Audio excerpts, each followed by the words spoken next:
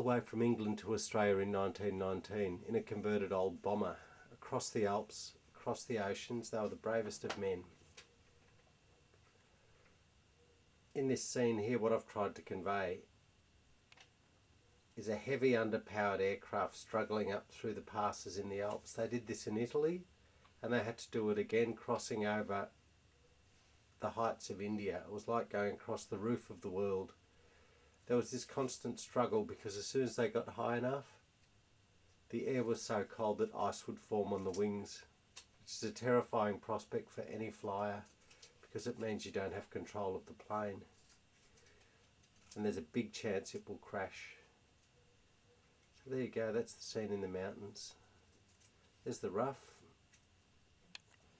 Into the mighty Alps.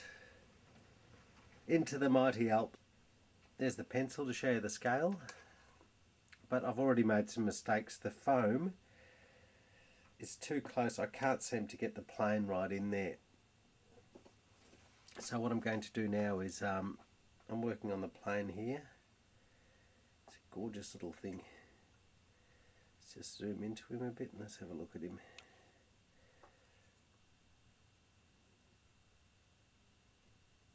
Zoom in there. Let's have a look at this plane. Here it is, the Vickers Vimy bomber, converted bomber, heading its way over the Alps. But the trouble is, because it's so small, I have to cut everything, including the struts. I have to slice them out of bits. There's my finger size up against the engine nacelle, which is the thing that covers the engine. I'm having a lot of trouble making the tiny bits. So that's the cockpit. If I just turn it over a bit, you start to get a better idea. Control surfaces. Each of these things, I've got some tape up there. I use tape for clamps. Tape's great. The basic materials: balsa sheet, small pieces of wood that have been split off a piece of pine. Now the plane itself being joined on the next thing I'll be doing is I'll be taking the mountain off because it didn't work. I'll have to rebuild it. This is so much like the pictures I've been using as reference. It's so much like it now. It's fantastic. Get an overhead. You can probably see how I've made that panel. See the filler there? It's a handsome thing. There's the you can see the filler over on the tail planes there. The struts. Oh, this is interesting because look at this. I've put a sort of a spar through there. See how I've cut a piece of wood into the tail plane? Look. I've stuck a piece of plywood in there so I can feed it through so it's strong enough to support the weight. So this is really very strong now. Now let's pick it up and treat it like a plane. If I pick it up with my fingers, it gives you a scale feeling. It's really starting to look like the thing. And they used to lumber off like this because there was hardly enough power to get these things into the air, pilots' cockpits. Get that feeling, very much that air feeling. The wings are much thinner than they normally would because I'll be filming it from this angle, so you won't really notice the wing thickness. The wheels, you can see the holes where the compass points went in. So it's a gorgeous thing, ready to go.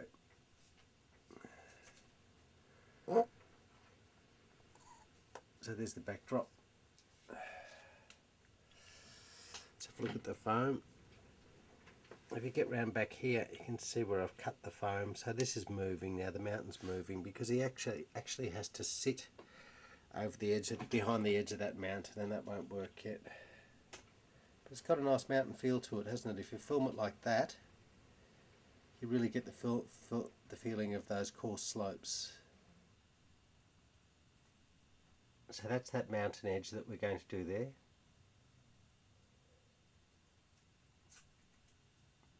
Here's the recreation of the Keith and Ross Smith flight done by Australian Lang Kidby and American Peter McMillan.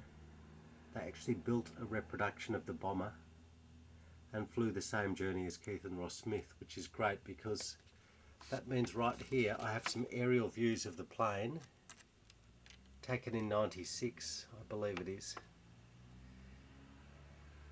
And there it is, look at that. That's how it had looked today. It was still very difficult to fly, they said. It was not an easy plane to fly. But you really get the feeling, don't you, of that sort of, that amazing bomber flying over. Nice stuff. Now, I have the rear wing section here. That's going to go over the top. I've just, see the filler there? I'm going to show you that best. Balsa wood, body filler, and I've used the sandpaper to give it a better profile. Sanding shaping like this. Now what I'm going to do is, next I'm going to paint in there and then I'm going to mount it over the top here. Then I have to sort the struts out. So you can see the biplane construction. Looks like a big old box kite, doesn't it? But that's what will happen next. I'll put that on there. Then what I'll be doing is I'll be searching and finding the rest of the list now, because I'm not going to be able to get in there once I get the top wing up. So I'm thinking to myself, maybe I should mix the whole body colour at once and then paint the whole thing and then go into the next phase of construction. Okay, we might just put a couple of coats of paint on and see how it goes.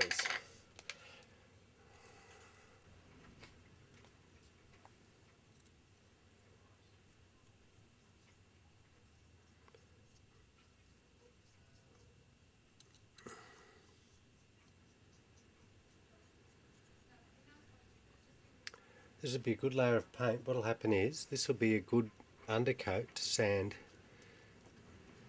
I think I need to get, if I paint it now, what will happen is the grain of the wood will show up when I light it. So what I'm going to try and do is get some paint onto it. And that will give me a layer to sand. Bit hard up here, but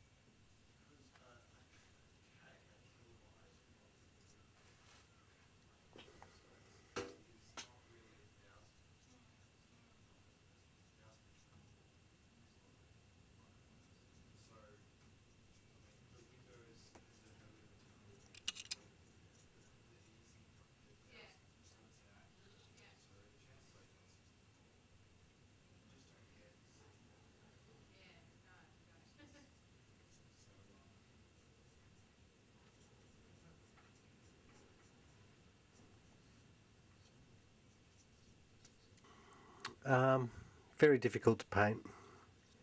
Underneath, on top of, alongside, 1,000 little tiny bits, but I couldn't paint the struts before the top wing section was on, otherwise they'd bend, because the struts in themselves aren't very strong.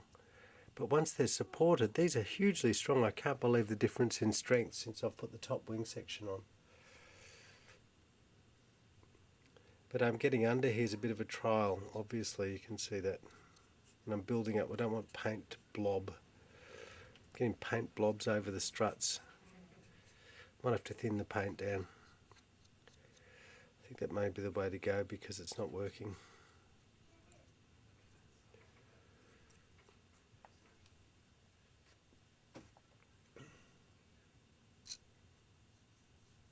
Oh, I can't wait to paint the top coat on.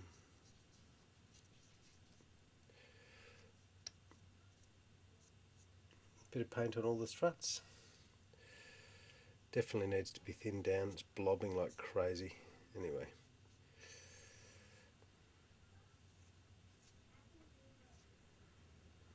This is just gluing the struts in. They really work. Amazing. You do learn a lot by slotting them together.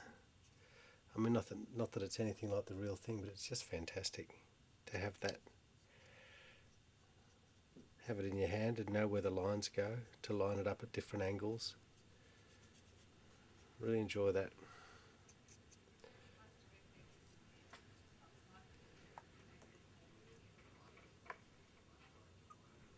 You can't see it either because the wood's almost white. When you're painting white onto it, it's a real disaster. But I want a good thick coat so I can sand it. I'm hoping it'll show up a lot better. Really starting to look the part though. The texture I'm using is water based, so it's bleeding through the paint, which is a bit of a pain. Anyway.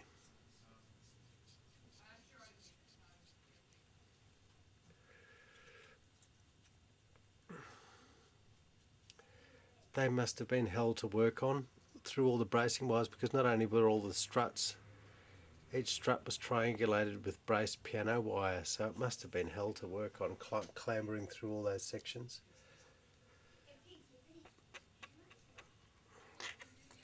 Pretty good.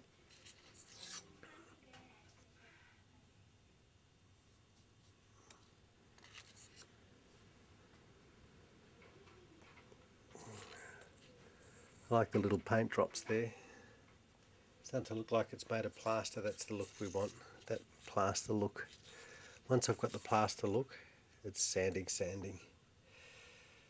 I've got some fine sandpaper here. I'll let it dry off properly, but it's nice and strong. It's much easier to handle there.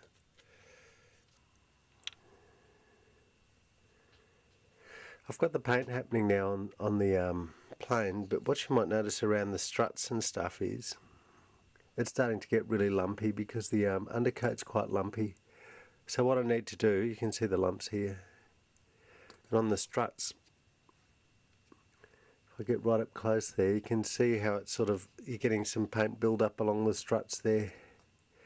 So what I'm going to do is I'm going to have to build a tool. I need to cut a piece of sandpaper. I've got a piece of cardboard here that will fit in those areas.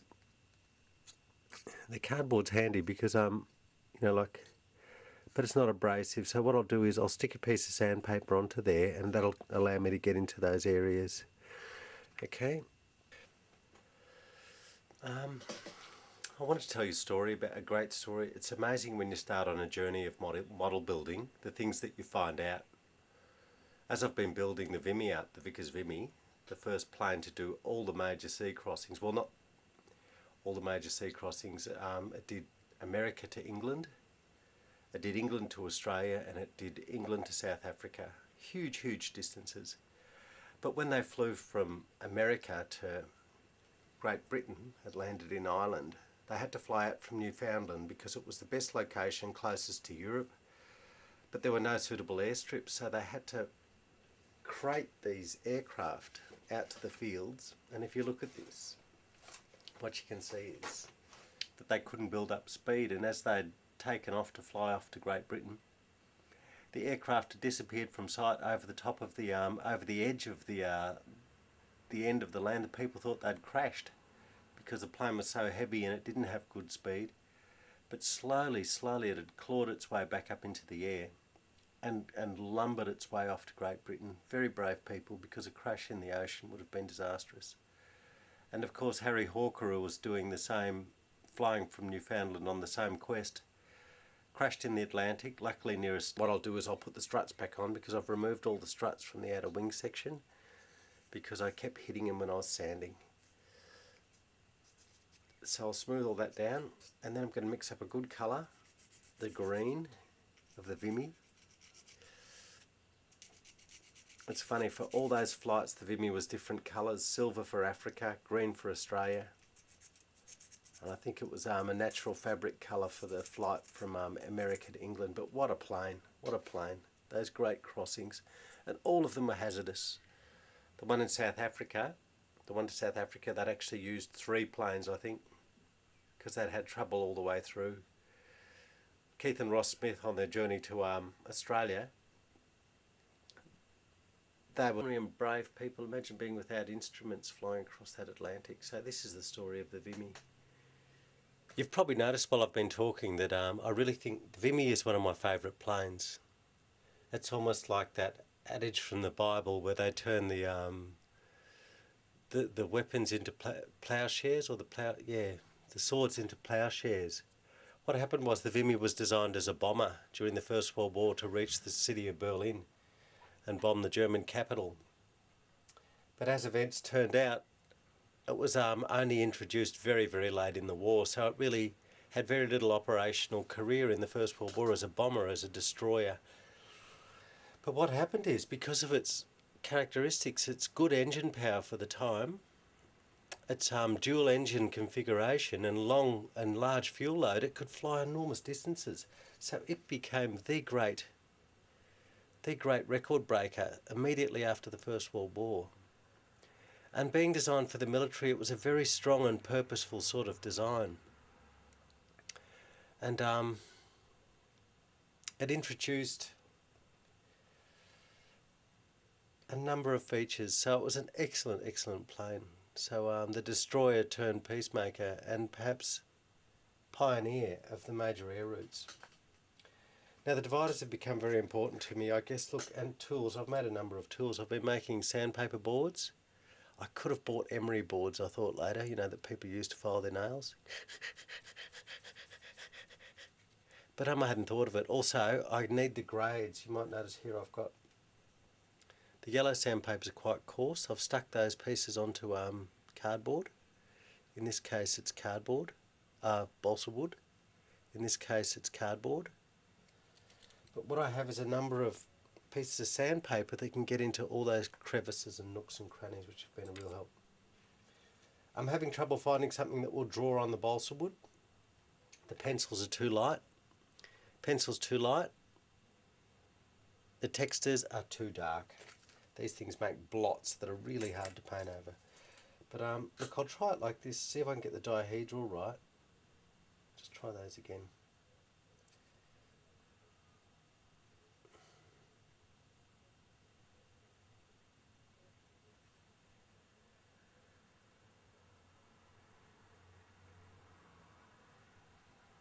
Oh, looks about right. Right, we'll go with that. So what I'll do now is, I've got my etching needle, very, very long, sharp needle type device. Well, you can't see it because of the... Now what I'll do here, I'll use this to create the holes in the wing for the struts.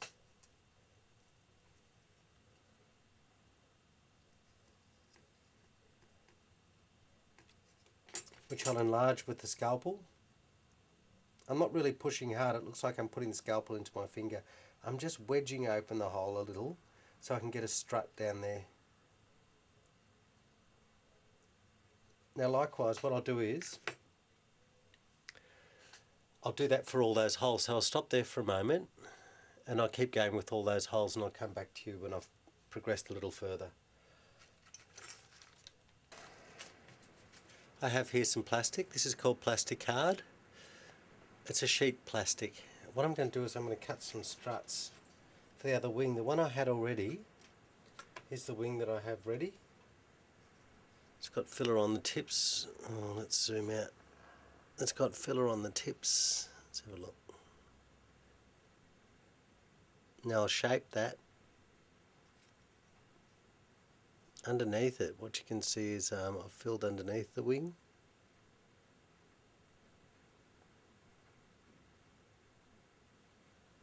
And I'll be sanding that away. The profile's made out of 2 sheets to give an airfoil section, but that's going to go on the wing tip. What I need to do now is have the correct dihedral, that's the upward tilt, and the correct stagger. So it's got to be sort of like, whether it's up or up over the ruler and cut into your fingers. Oh, like that. Bad luck. So nice soft passes. Make sure your scalpel blade's sharp. I'll show you one of those and then I'll get back onto the work. Okay, that's cutting through.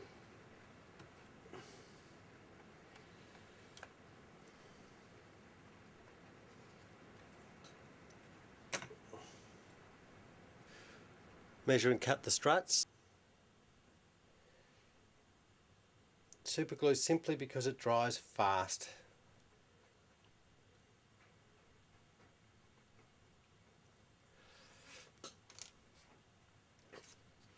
It's a boon.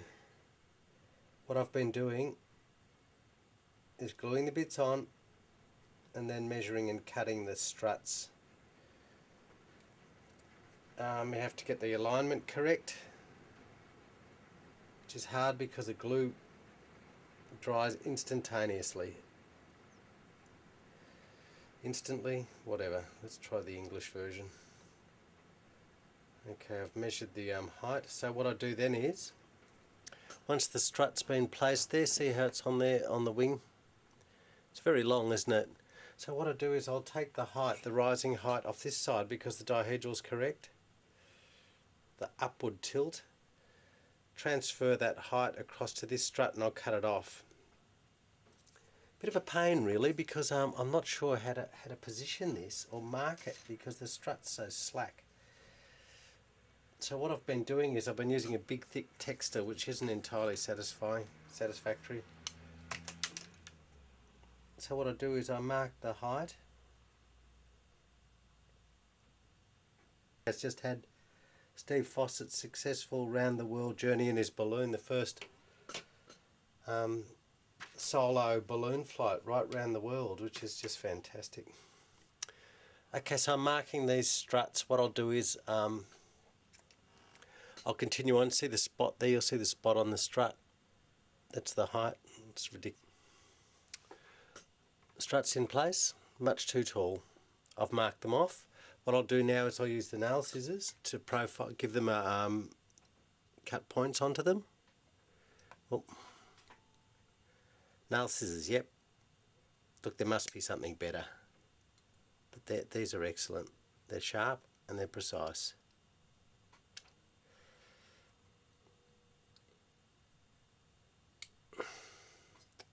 I just have to be careful I don't cut off too much, which is what happened on the other wing, and then I had to replace the top ends of the struts, which was a pain in the neck. Okay, so tops of the wings, that front edge is, I guess I can check the dihedral too really. I just need to know that the rising line's correct. It is. It's good.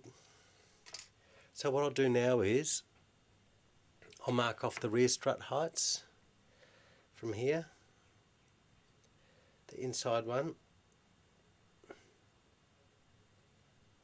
I can't wait to get this wing on because that means I can finish off the sanding and I can actually just start painting the thing green. I'll mark off the height of the rear struts and then I'll cut them. Then I'll drill holes into the top section and I'll show you in a minute. Okay, I'll come back to you. I've finished sanding the wing here. So it's like a bit like cooking, isn't it really? Sanded the wing, it's ready to go. Sanded off the sandpaper on the top edge. See what's happened is I've split the aileron at the end. I split the aileron right at the end, so it's a bit sort of ratty. But it's a good shape. It is a good shape. Leave that.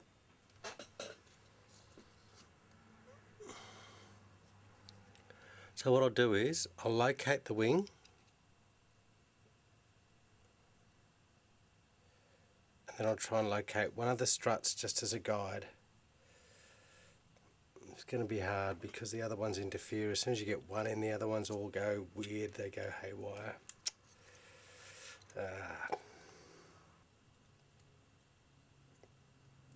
It's really most annoying at this stage.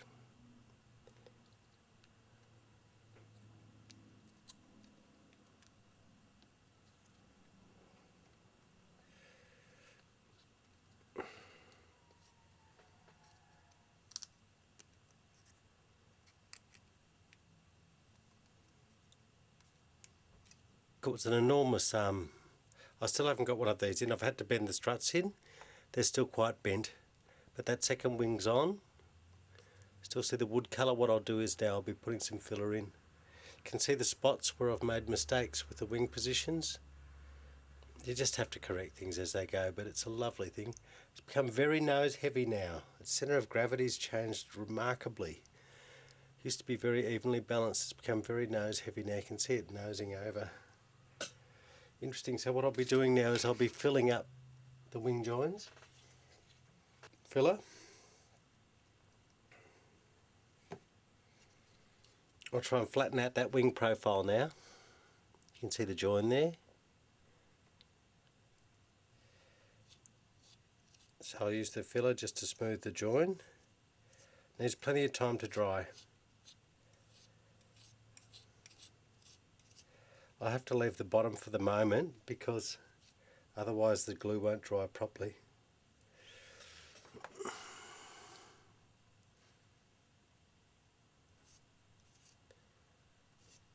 But I love the fact that those wing joints are much the same as on the original plane. That's good. On the other wing,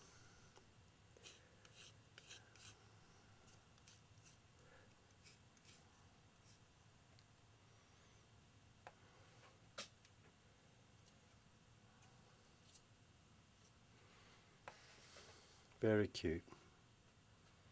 I'll be doing the stitching along the cockpit side.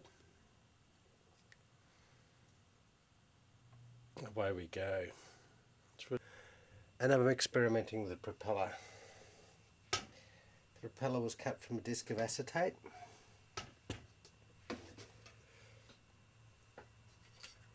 Using the dividers.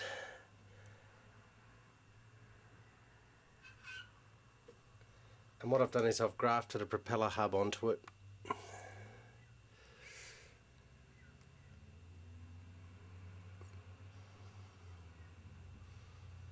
It's just got some blue tack on the back at the moment just to see how it's going to look. But I'm experimenting with feathering the blades, making the blades look like they're... Got to get that middle zone. There it is.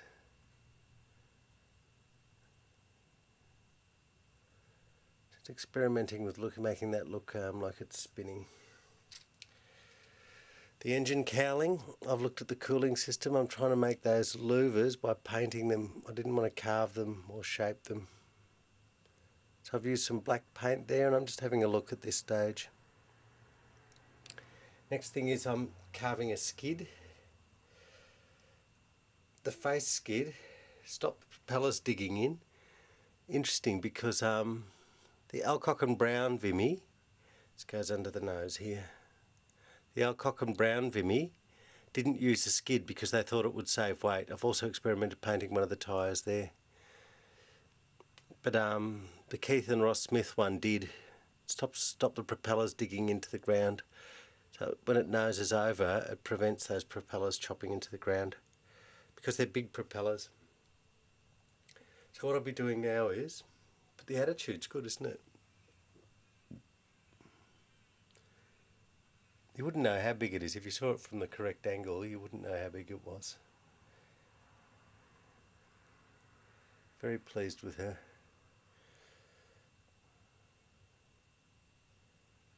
It's complex and it's sturdy now. It's actually quite strong. It's hard, even though the struts flex. It's quite a strong construction. It's a real education building something like that. Okay, I'll leave it there while I cut some struts. Okay, yeah, probably can't see this. I'm having a bit of trouble getting it in shot. But what I've done is I've watered down the black so that the white areas shine through and give a look of rubber. It's working really well. It's actually saving me from having to do the highlights later.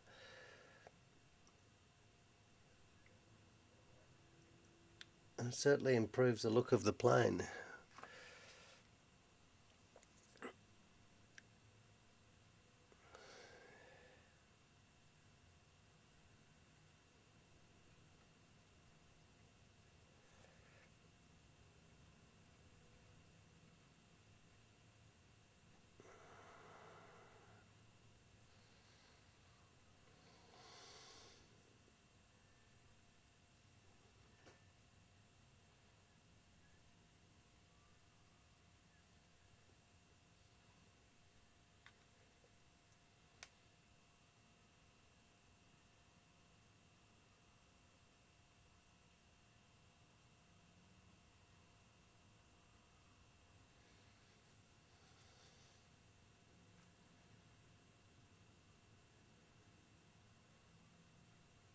Okay, what I'm going to do now is make 2 new propellers because the other ones are much too small. This one, even though it looked good, is too small.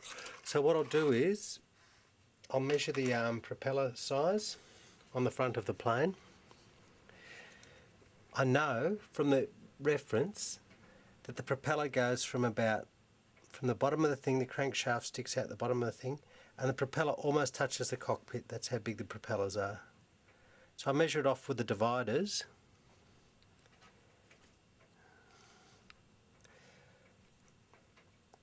That gives me my propeller width, almost touches the cockpit. They said it was very dangerous too in the cockpits with those massive propellers turning around. So I've measured that off. I get a piece of acetate.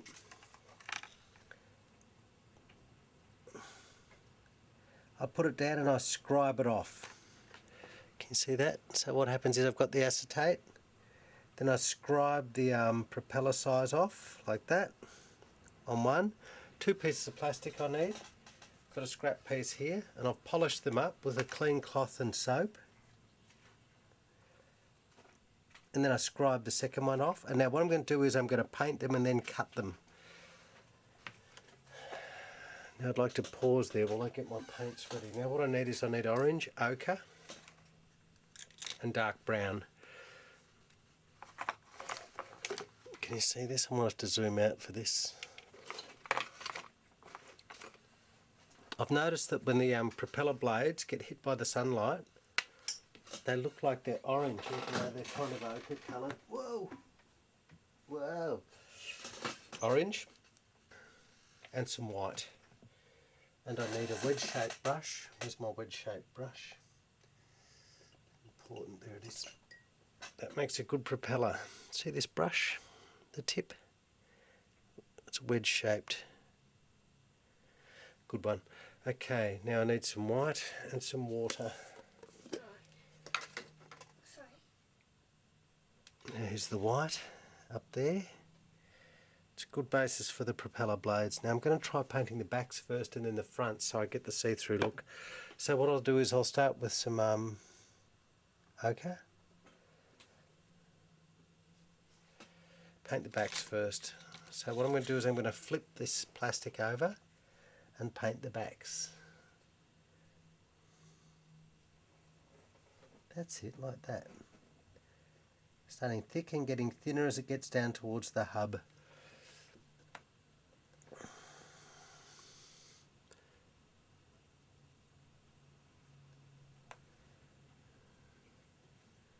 Try out the colour over here. This is great. I've got scrap plastic here which is too orange, needs a bit more ochre.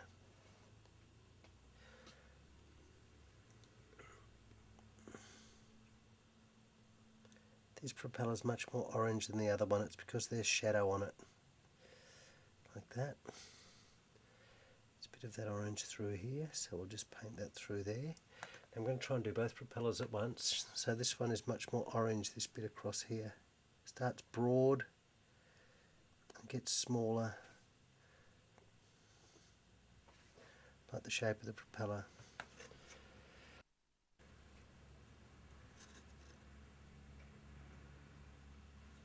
Sometimes use wiping. Your fingers are good to diffuse things, like good wipe like that.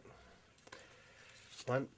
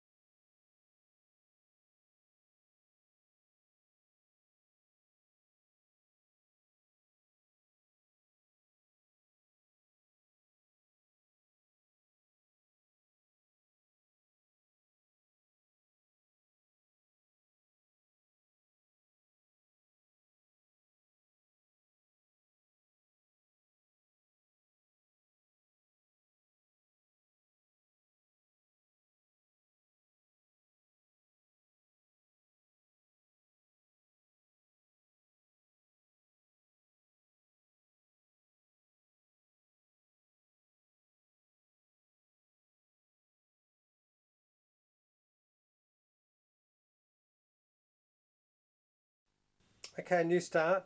Here's the mountains. For C is for courage. The mighty Alps. You might say, well, you can see the texture marks there.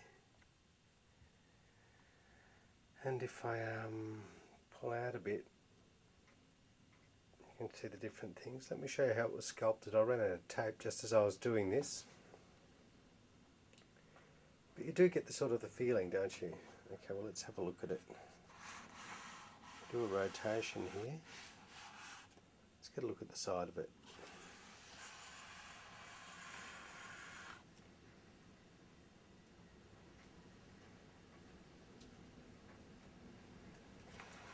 As we can see, it's our normal foam.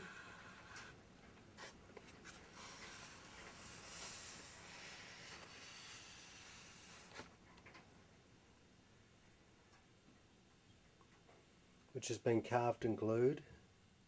A lot of hot wax, strutted at the back. I actually had a backup against it, a foam core board, but it was too close. I need a separation effect, so what I'm going to have to do is build a new back on it now. This is probably a good place to show exactly how it's built. See the little chunks of foam there? The hot wax glue. That's looking down the mountain. If you were into extreme skiing, this is where you'd be jumping off. The edges, little pieces stuck together. They look very much like ice floes, don't they? It'd be a perfect way to do ice. You can see why they use it like that. You can see the glue marks there from the hot glue gun. If I just zoom out a bit here. So that's the hollow shell at the back. Bits have been stacked up. That's usually on an overlap.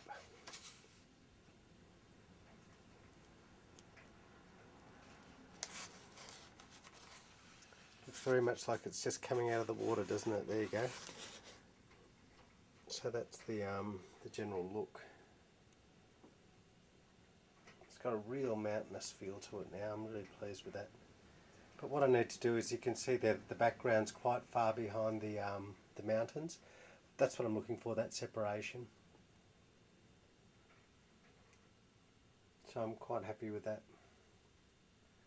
Up to the summit. But the original backing, which is here, no steady cam here, guys. The original backing was stuck hard up against the back. You can see the marks of the mountain on it. It's actually stuck onto those points.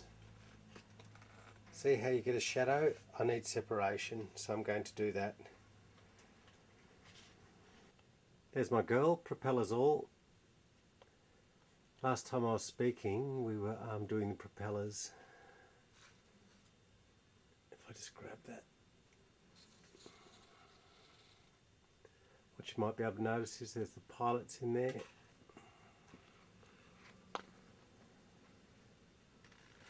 Looking out, I've put some new engine covers on, and I've built an air scoop which was just fabulous.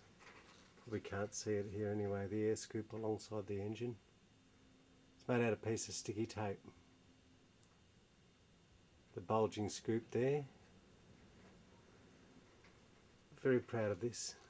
Marked out the top of the wings with the words G-E-A-O-U. God help all of us.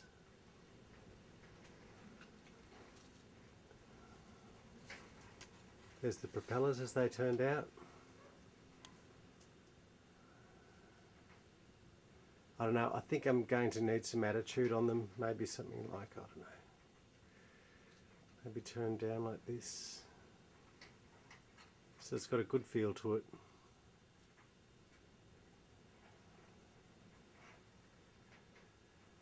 Maybe climbing over the mountain.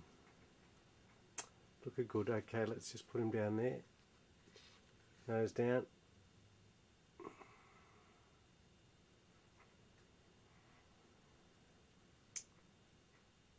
Correct point of view. You can see the dihedral on the wings. Remember I was talking about the wingtips going up? It's looking good.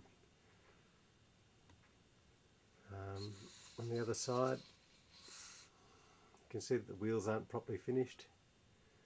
It won't matter. Even the fuselage, it's an incorrect curvature along there. Doesn't matter, you won't see it. This tail plane's too rough. Won't see that either. I can pick that up for you to show you. It's actually very rough. But it's as strong as anything now. I'm so pleased that all the bays are in and it's ready to go. So that's the ugly side.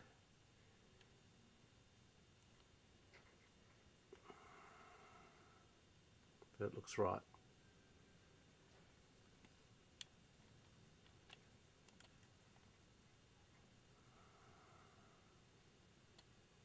Very pleased with that. Okay, what I'm going to try and do is I'm going to try and get the background to stand back further. So what I've got is I've got my hot glue gun. I'll get some wax down here along the base, right, because I'm going to move the backboard back. Now what I'm going to do is slide it in, get the glue to seat, and now what I'm going to do is I'm going to put some support struts in over the top, so that's dry.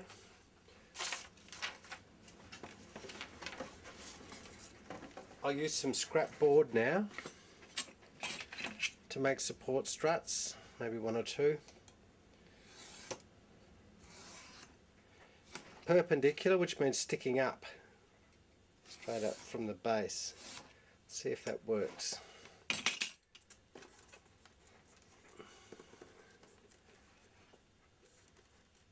So I'll get this and I'll stick it in down like that.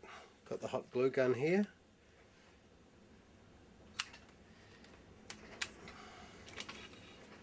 Hot glue gun's good for everything. Even for stuff it's not good for, it's good for.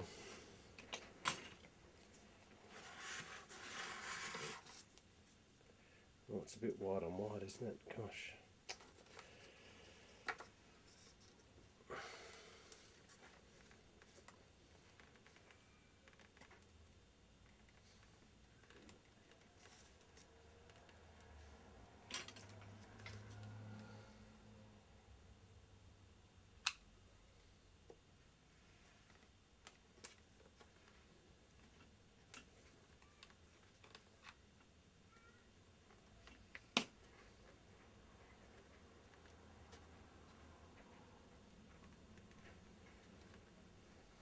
Okay, stop you there.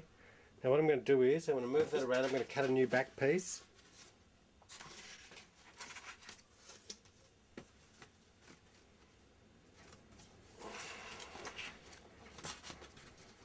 I'm going to mount the back up so that it's away from the top of the mountain. So they've got the top of the mountain there. What I'll do is I'll put the back up behind here. Stop that. Now what we'll do is we'll measure out a new back on the foam core board. Use the add gauge. Get it as straight as possible. Mark it out. Now I know the depth. This is my old backboard. Not happy with that at all, so what I'll do is I'll make it a bit deeper. It won't need to be much deeper, I think about that much.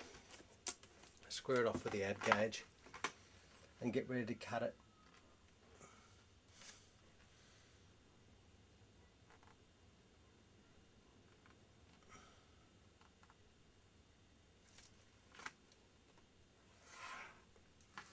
There you go.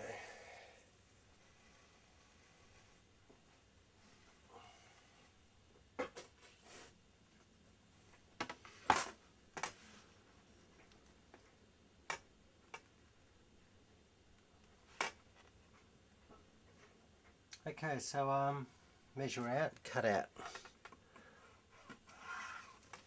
This foam core board's terrific because you can just use craft knives or sharp knives to cut it. Even though it's quite rigid. See that? It's got the foam in a bit. Probably not showing up very well. See how thick it is?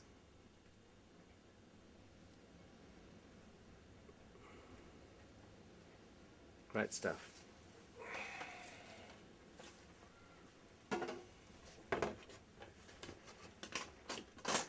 Let's just cut that out and put that on. I hope you're not bored. Get it? because we've got the foam core board. Cut. I'm sacrificing a bit of board on this one. Normally I'd be trying hard to save it. So that's about the meaning of it. Here's this mighty biplane clawing its way up through the mountains, so you can see how that mountain range is going to be used in the background. I need this thing pitched up, like it's having trouble climbing over this massive space. So I'll be looking at a number of those angles, trying to get that sort of heavy climbing. I've got a bit of mountain in the foreground here that I'm going to paint much darker. Okay, put that down. Okay, what I'm going to do now is I'm just going to undercoat everything. You can probably see the brush there. I'm going to undercoat all this so I can get ready to paint it. So I've got my undercoat here. You can probably see it where the texture colour goes. The undercoat will allow me to see all the places that need work yet. It'll also allow the paint to grab on this stuff. And I'll also be doing the background because I need a good surface for my paint to go on. So I'll be painting everything now with the undercoat. Now what I'm going to do is I've got my palette here. I'm just going to mark out some mountains. So I'll take my camera position and I'm going to raise the level of those mountains because I want some back here in the distance.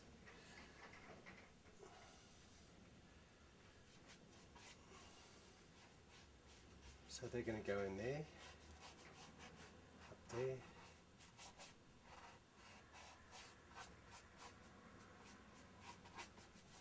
They're going to be the ones back behind.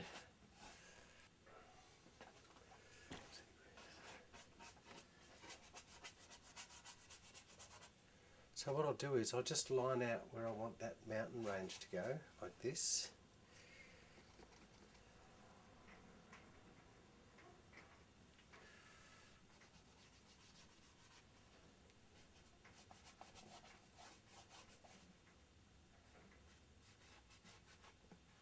It's the mountain range that goes off into the distance.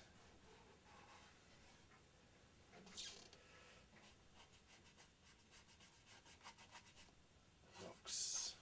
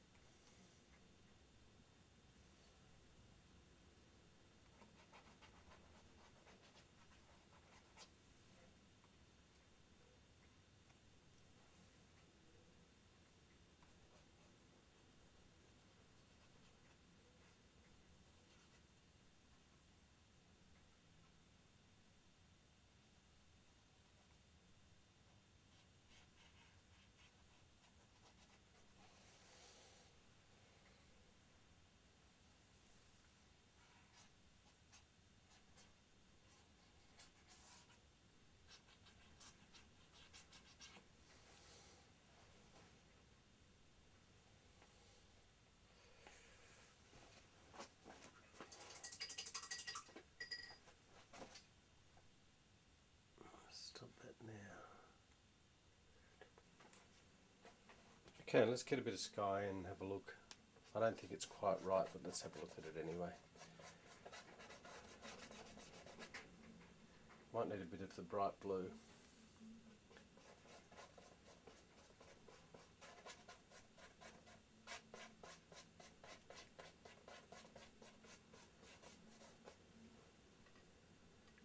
float a bit.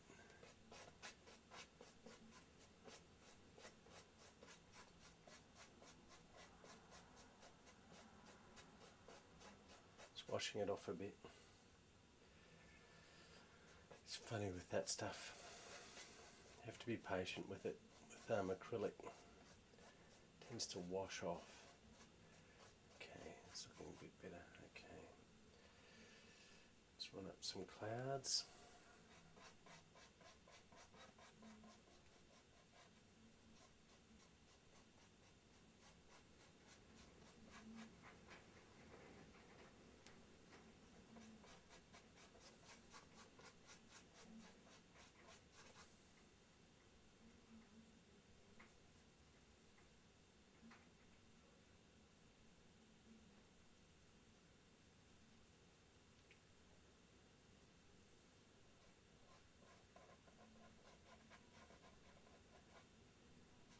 Pink.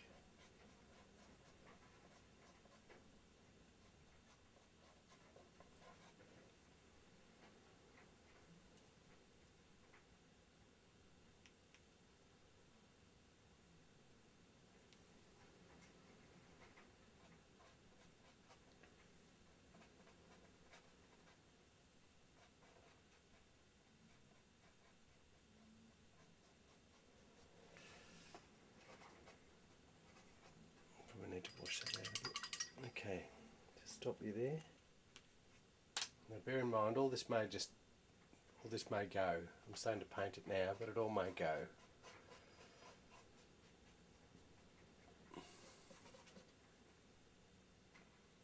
Just trying it on.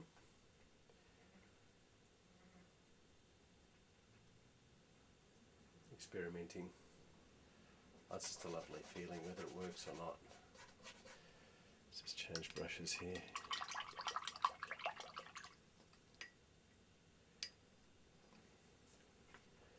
I'll just move you around a bit so we get a bit of a better look at that bit.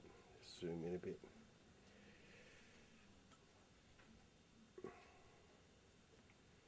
So look at this bit, it's very green.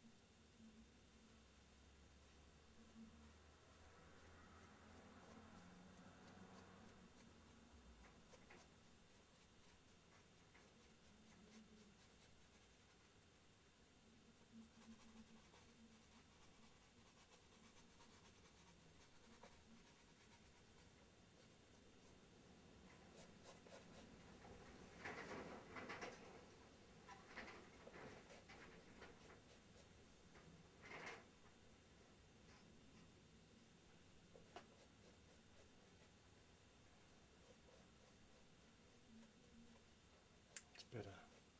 Don't like that one.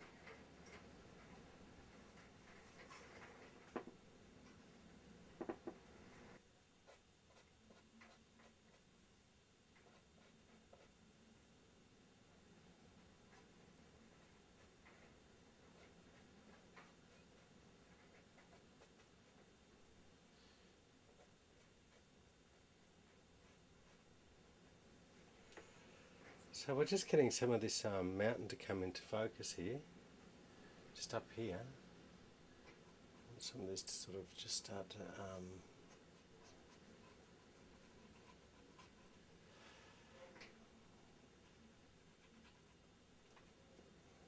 good. That should go well. That's got to be just hazy. Deal with that in a minute. A bit more haze. Love this bit up here. There you go. You can probably see the separation there. The sky's starting to fill in. I've got some background happening across there. The far mountains are starting to work through there. So a bit of a look around that mountain. And I haven't touched the foam in the foreground. Deep shadows there. That's about to be painted, so that I've got the 3D piece up against that painted section, but the painted section's looking quite good now, so I'm quite happy with that. I'll take a wide on that. Let's have a look. See the separation? Isn't that amazing?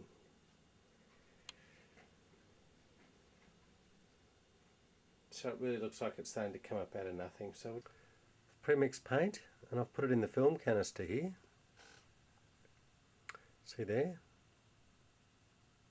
And I've labelled that so that I know what it is. It's the registration number of the aircraft. And here we go, like I'll just mix this through. I used a number of colour pictures of the aircraft to get the correct shade. I think it's the correct shade. You never know unless you're actually standing in front of the aircraft and looking at it, even though the original still exists. I have a picture of it in Adelaide. I think it might have been repainted. It looks like it's in such good condition. I can't imagine it's the original paint, which is a shame in a way because original is always better. But I guess you've got to take care of things. So what I'm going to do now is with the paint, I'm going to paint underneath things. So what I'm going to do is I'm going to flip it over. I'm going to start painting underneath wings. Oh, classic. It's not very nice. There's just so much to paint because I've got to paint inside and outside of things. So what I'll do is I'll start by painting the areas that you really won't see much. I have to experiment with some different brushes because I don't know what's going to come out right. It looks horrible, doesn't it? It's typical squishy acrylic. Okay, I'll just mix it up. Stop it there. I'll just mix it up. The idea is not to let the paint blob. Try and keep it even if it's a bit streaky. It's best to have it even. Streaky is good in this case because the dope, the stuff that they use, I don't mean the dope, the paints they used on this linen was a little bit sort of streaky. So I quite like that effect. I think it gives it a much better scale appearance. It looks like a larger thing.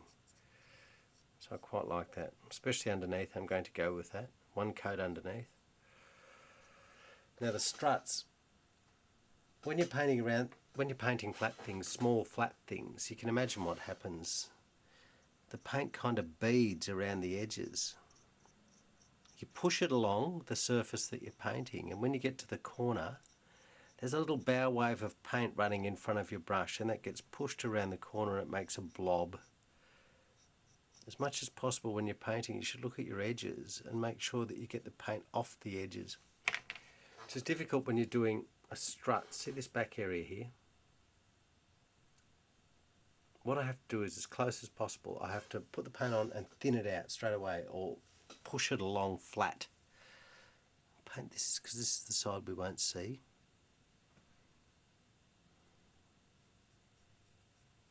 I've mixed up a large batch of paint because it took 5 colours to get the colour I needed. Ochre, blue, black, green, white. So you're actually kind of making dirt in with the paint. The black and the white and the ochre is almost a dirt. And I mixed blue with it because it's a very bluey green. I'd rather mix these colours myself than use an existing colour, but now I need a lot of it because I might have to paint the plane twice and I don't want the colour to change. So I mixed up a batch.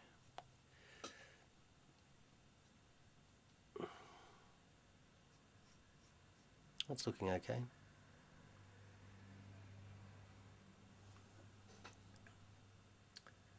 So as much as possible I'm going to get round and paint the, can't see things at the moment. This is good because once I've got the backs painted, I can test out my paint schemes on it. Like I'll have to try the letters. The registration letters will be written large in white. G for Great Britain, which is a shame, because the VH prefix, which means Australia now, all Australian aircraft carry the prefix in their code of VH. But it was G for Great Britain in those days. GEAOU, and they used to joke it was God help all of us. God help all of us. They're jokers. They were exciting people. They were people out of a war. And risk was a daily thing to them. So I guess peace must have almost been a mixed blessing to them. Exciting, but at the same time the fear of boredom must have been terrible for people that were exposed to daily danger and had command over these magnificent aircraft, even though they saw many of their fellows die in them. They were aircraft which had taken them on exciting journeys.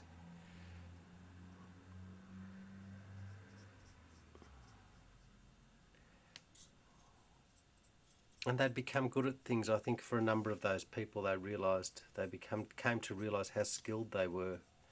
Must have been terrible to settle down in civilian life as just another person in another office, when you'd really flown across the top of the world in the first aircraft capable of really long distances. So I can almost imagine what propelled them across these huge distances in these planes. Whilst they seem uncertain and frail to us, they were very much the state of the art to these people. They were huge, they were strong, they had good range, they had magnificent engines. In fact, recently I found out that there's a Rolls-Royce Eagle engine in Melbourne, the same sort as powered the Vimy, and that's just such an exciting thought. I love that idea that there's one of those engines here. But I wish it could be restored to run. It would be lovely if I could hear one start up. All the people who flew these aircraft Vimys, they said the roar of the engines, there was a reassuring roar of the engines. While it was deafening them, it was making sure that they were going where they were going. As long as those engines had that steady roar, they knew they'd probably get there. Or they'd have a chance in any case. So, yes, oh, I've gone out of shot here, haven't I? It's a bit too streaky, isn't it? Can you see that? A bit too streaky. We don't want too streaky. It's magnificent to paint because I've sanded and sanded these surfaces.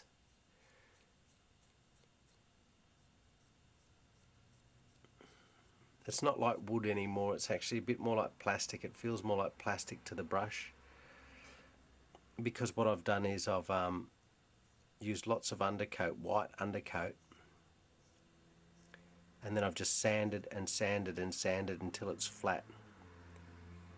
See, that's much nicer with those sorts of streaks. Probably a bit too streaky. But it does give that feeling of aircraft fabric.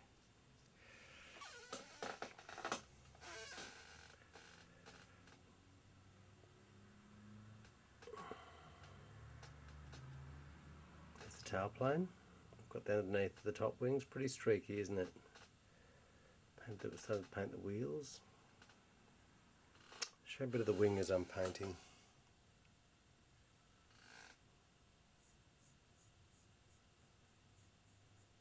There's no use hurrying because you're just moving the paint and making a mess.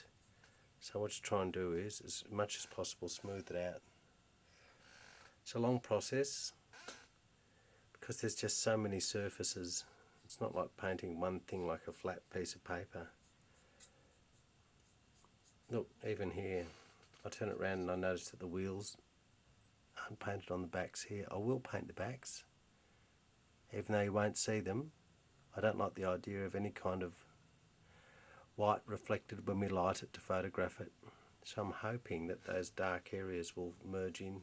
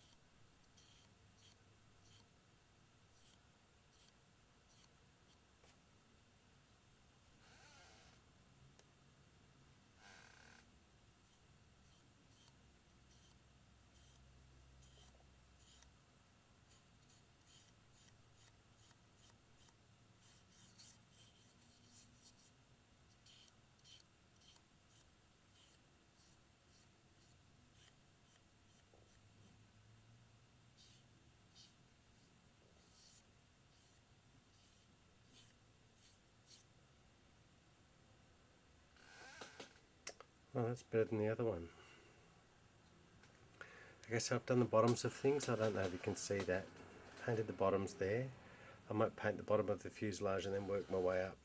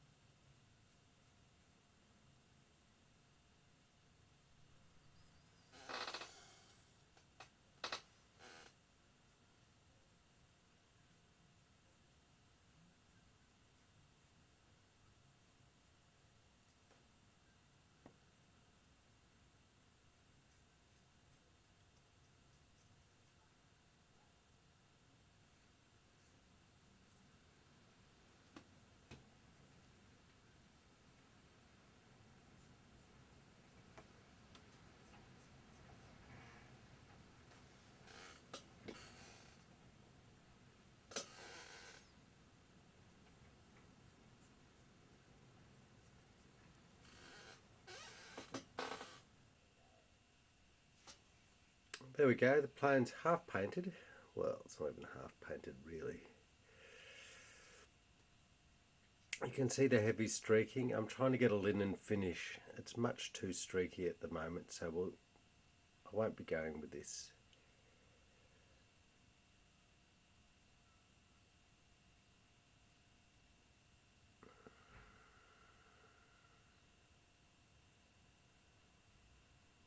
But the tail fins are good. These ridges here have been painted in. Bit of black underneath, white on the top. The rudder line's been painted in. I haven't carved that at all. It's a flat surface.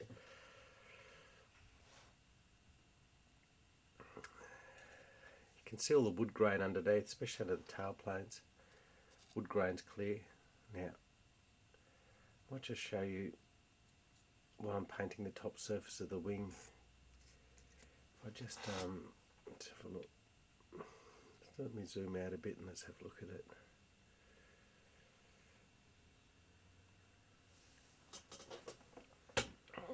Talk. What I'm trying to do is, like I showed you, I've got the film canister here.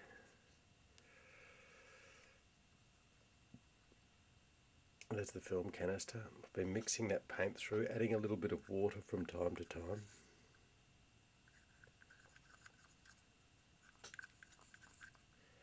Zoom out wide. Keeping that mixed up. I'm not worried about the streakiness. If the paint gets too thick, what I'll do is I'll sand it back. I do want that slightly see-through effect, because you get that sense of the structure underneath the fabric. That's too streaky at the moment, but you know, we'll go with that for a little moment. Anyway, I'll let you watch me paint the top wing. The brush good clean, dry it off. Here's the test wing I did. That's just a piece of carved foam that I've had to toss. You can see that sort of structure and stuff. But it's remarkable, isn't it? It's got a real sort of fabric look to it. I love that washy look. That's what I'm trying to maintain, that sort of washy look. The idea is spread the paint as much as possible. Here, I'll put quite a lot on here because it's the top wing. Just put it on. Now remember, this is a thin acrylic and it's been mixed up out of 2 or 3 different brands of paint, so it hasn't got the coverage of, say, a top class acrylic. But as I said, it's something I'm looking for. I'm looking for that sort of slightly weathered approach. I don't want it to look like it's perfect. I need to have some structure there. It'll photograph much better. The lights and darks there will pick out much better. Often bothers me with models that the painting's very flat. It just looks like, I don't know, it makes it look like plastic. Even though this is too dramatic, I think for the photos it'll work really well to give it some sort of light and dark, some unevenness. I think I'm really chuffed with this one. Look, it's all a discovery. I just never know what's going to happen next, but I do love these things. Look at that. It's got great attitude. It could be any size. It's too light and dark at the moment, but anyway, I'll keep going. And what I'll do is I'll thin it down and I'll put another coat on. That's what my mum used to do. Used to drive me crazy. What's with the 27 coats? Paint it once. Yeah, it's looking good, all right. I'll paint inside the cockpits too soon. Nice and black. I don't want any kind of reflected light to come out of that white.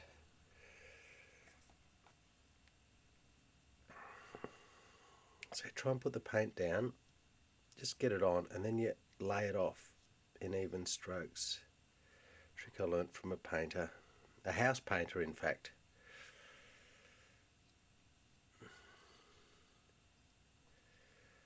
Everyone has their talent. Yeah, see, that'll look good. When it's photographed from a sharp angle, that will look good. Just going to get rid of white. I'll have to use a finer brush, and these struts, I'm not happy with the struts at all. See the struts, how they're too light and dark? The struts on all the photos, the paint is really solid on them. Remember, paint is not just a decorative finish, it's a protective coating for these aircraft. So it really was applied with the greatest of care. So I can't make it look like a dog's breakfast, really. It needs some light and dark, but it can't be too petit déjeuner dog. There we go. Get some kind of... This is kind of suggesting... I'm trying to suggest the wing ribs underneath. And I could measure them out, but it's just... I think it's just the look. You just need that look. Look at that. Front edge has that. Now what I'll do is on that front edge, I'll make sure the lights and darks are out of that. Because the front edge where the spar passes through,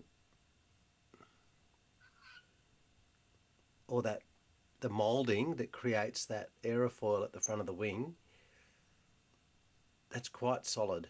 Quite a solid piece of wood.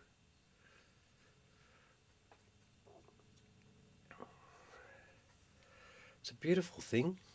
I just hope I get to see the real one one day, because it's the most beautiful thing. I'm so impressed with it. For such a large aircraft, remember a man standing up underneath the nose. Wouldn't reach the nose at all. It's a big plane. They needed a ladder to get into it. I love those shots of them with that crummy old wooden ladder climbing up into this thing. I've mentioned this before, but one of the things that really takes my fancy is that these rather boxy, quaint looking things, looks like a kid's kite, was the state of the art. In 1919 there was nothing better, faster, for long distance travel that is. There was nothing. It must have seemed, and to other people that realised that it could cross country and bomb cities, it must have been a terrible thing. Must have occurred to them just how far aircraft had come. From frail things that had barely left the ground in 1903 that flew for 12 seconds, the Wright brothers, to this thing that could suddenly, in 1919, just imagine that, 16 years, the age of a teenager, in the lifespan of a teenager, it's gone from virtually a flying kite to something that could span continents and cross oceans and the mighty mountains. And those mountains had been a real problem to aviators for years. Many people will lose their lives in mountains, have and will, even flying high above them. The weather conditions are tough, visibility is poor, and there's lots and lots of different weather patterns over the different faces of a mountain. Must have been incredible for these guys. Remember, there's no excess power here. Once the thing is flying, it's committed to the, it can't suddenly go up. So if it faces a mountain and it's heavily laden with fuel, there's nothing they could do. They had to circle. And without navigational aids, they relied on visibility. They had to see where they were going. Extraordinary. Great guys.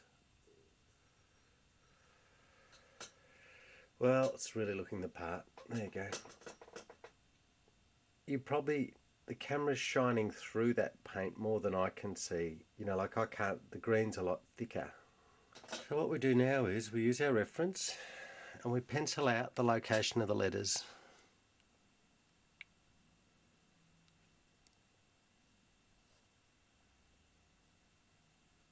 I have to be careful not to overmark it, because in a minute, when I'm painting it, I don't want those things to be seen through the paint.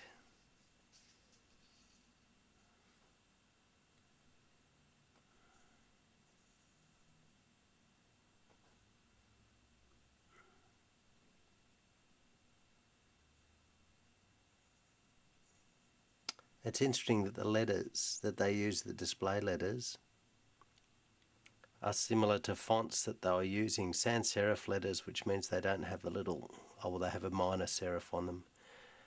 Let's just try and paint a few in. I think if I start putting the G in, you probably can't see the pencil marks very well, but they're there and they're very handy. Okay, I'll just start painting that letter in, I think.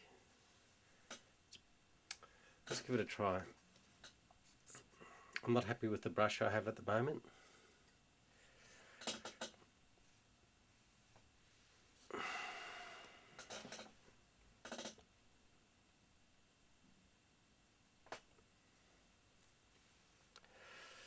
Okay, let's have a look at it. What I need something to smooth the brush down. It's extraordinary, but I actually have to flatten the brush.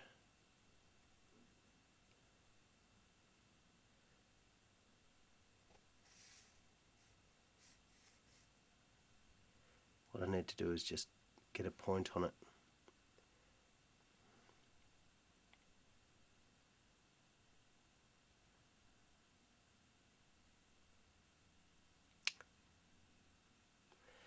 The idea is, for me now, is not to paint the whole letter exactly, is to slowly put some marks down, so I can estimate whether the letter's too fat, whether it's taking up too much space. I'm just trying to put some marks down. It sounds really funny, but it's not really painting the letter in a sense. I do love doing it though. I used to put transfers on models all the time and they're just too perfect. Which is probably, the people had great expertise, but a lot of the markings were hand painted. These most certainly were. And it's lovely if it has just that little bit of irregularity about it.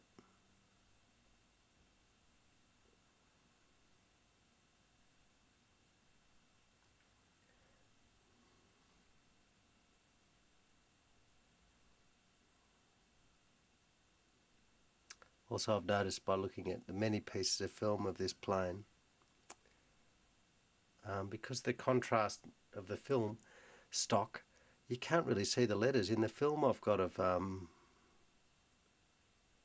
Keith and Ross Smith flying, or the few pieces of footage they have. Stop it there, it's looking good.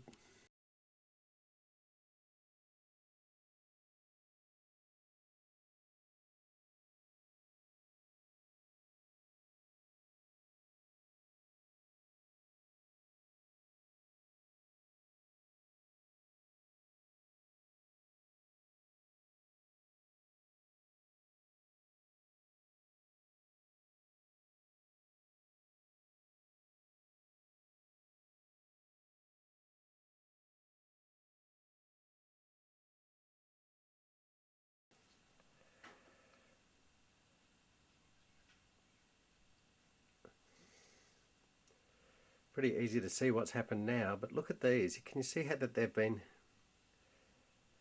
I've kind of just started to mark them out. They're not really whole at all.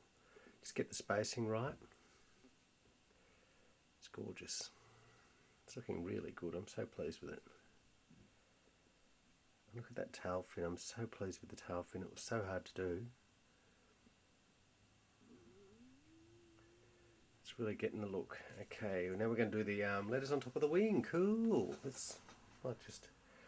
What have I got? 50. I'll just start with the G.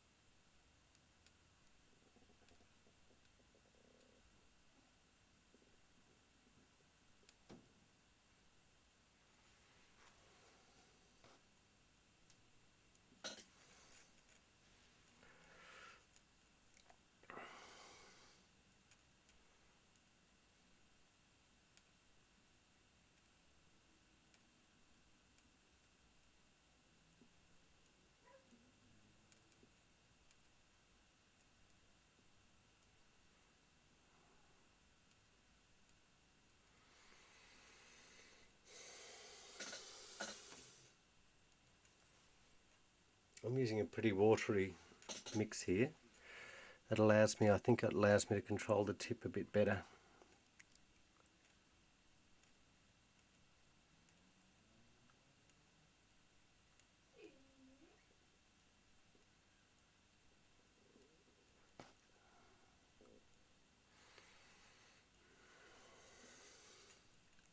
It looks a lot like Johnson Railway type, one of the famous sans serif faces from that time,